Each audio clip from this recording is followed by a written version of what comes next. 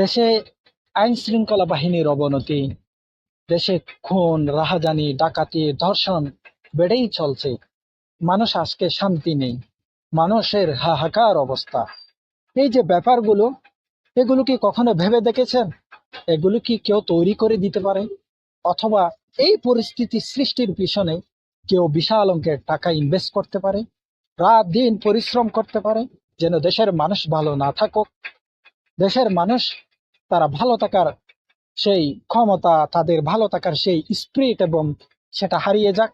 আপনারা কি কখনো ভেবে দেখেছেন?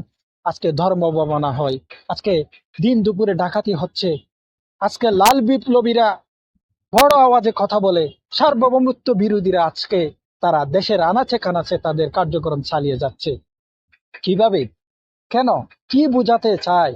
তারা বুঝাতে চাচ্ছে ছাত্র জনতার গণ অভ্যুত্থান এটা একটি দেশের বিরোধী, স্বার্থের বিরোধী, মানুষের কল্যাণে নয়। অথচ এটা ছিল মানুষের কল্যাণে, মানুষের স্বার্থের জন্য, নিজেদের কল্যাণের জন্য, দেশের ভবিষ্যতের জন্য। আসুন, গণ অভ্যুত্থান পরবর্তী দেশে কোনো সরকার ছিল না, কোনো সুষ্ঠু নীতি ছিল না, কোনো প্রশাসন ছিল না, কিন্তু ছাত্র জনতা যার যার জায়গা থেকে সতর্ক থেকেছিল। নাগরিক একটি দায়িত্ব, গুরুত্বপূর্ণ ভূমিকা পালন করেছিল।